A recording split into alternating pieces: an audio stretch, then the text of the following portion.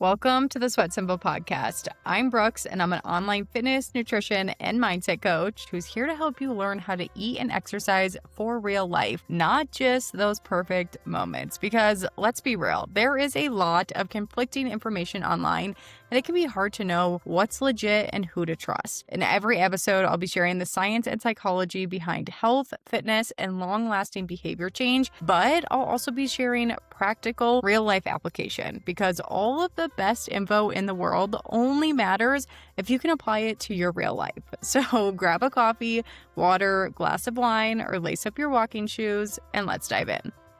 Hello, you guys. Welcome back to the Sweat Simple podcast. I am super excited for this episode because this is going to be a very actionable episode, like something you can take and then immediately apply, because we are talking about how to eat mindfully when we're busy, which I know that most of you are. I hear it in my DMs. I hear it on one-on-one coaching calls when you guys are thinking about signing up.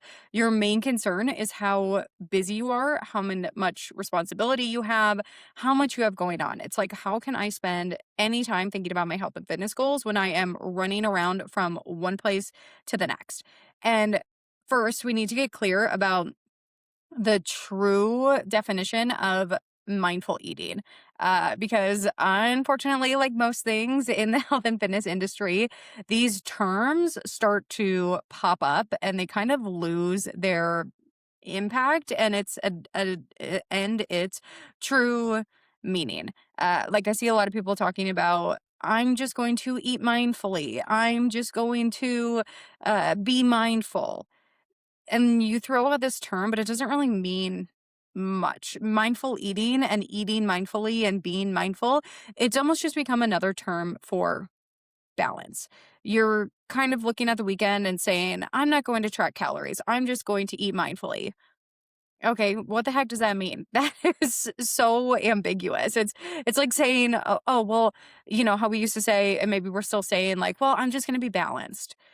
Okay, awesome. What does that mean? What does that entail? And this is why right now, if your main goal is, well, I just want to eat mindfully, I just want to be mindful, and then you find yourself not following through time and time again, this could be why. It's because mindful eating and being mindful, when used in this way, it doesn't really mean anything. It doesn't have a definition. It doesn't have any impact.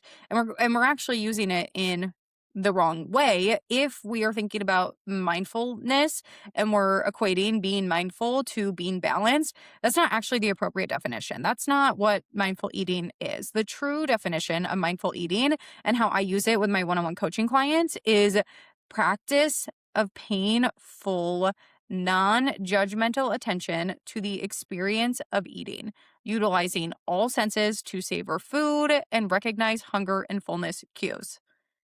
That sounds pretty different than just trying to put some salad on your plate instead of only having pizza at a social event.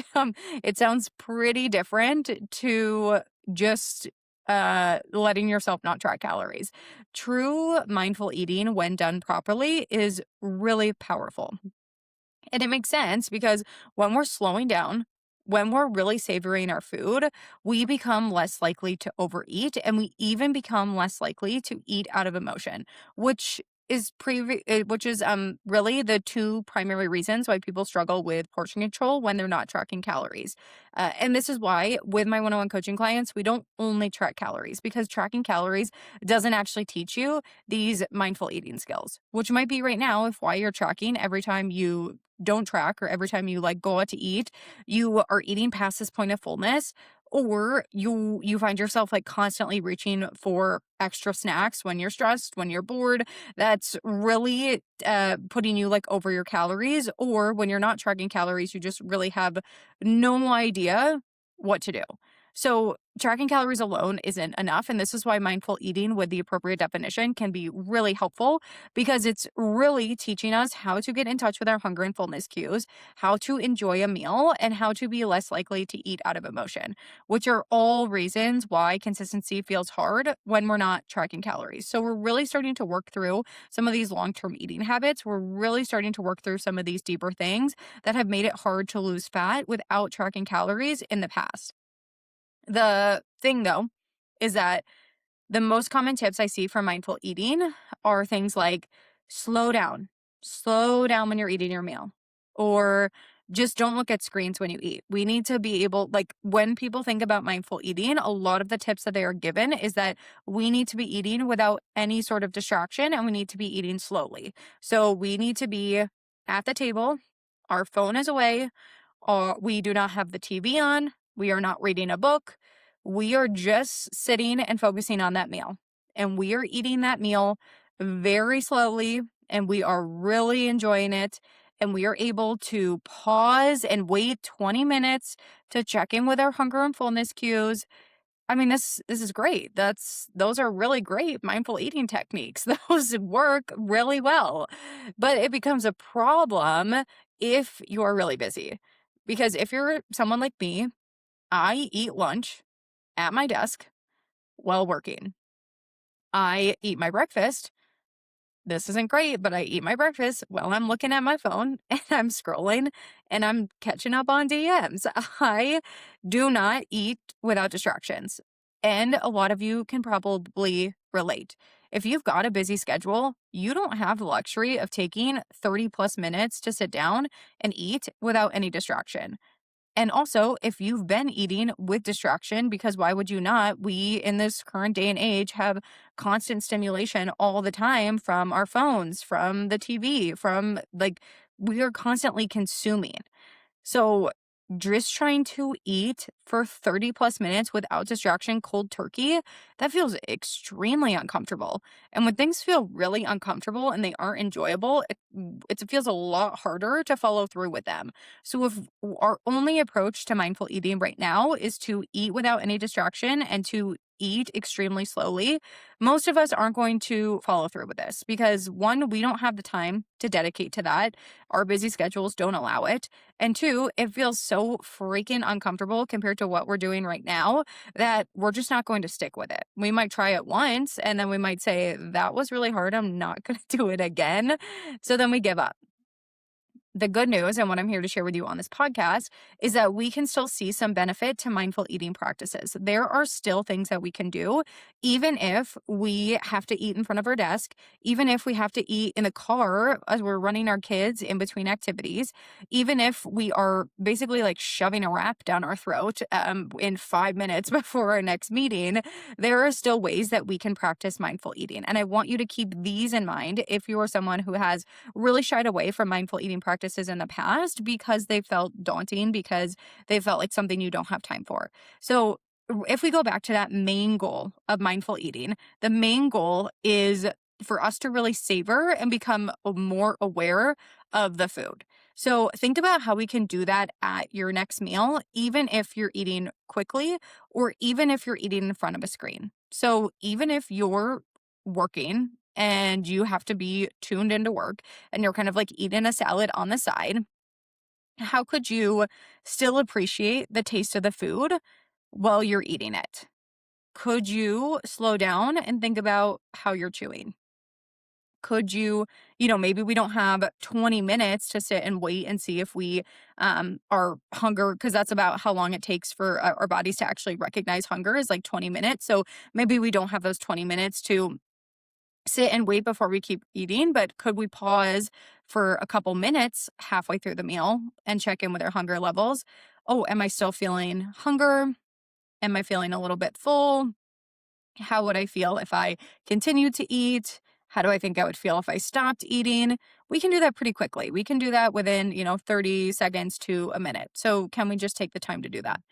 Maybe another thing that we could do is we could think about how the food smells and the texture of it. So really getting in tune with, the texture of the food that we're eating, how it smells before we eat it. So even if it's that wrap that we are eating really quickly before calls, can we quickly say, this smells really good. What does this smell like? And as we're eating it, like, oh, what is that texture? Do I like this texture? How does this feel?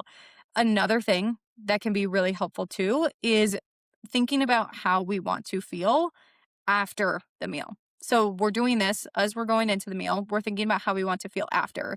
Do we want to feel content? Do we want to feel relaxed? Do we want to feel satisfied? Do we want to feel uncomfortably full? Do we want to feel sick?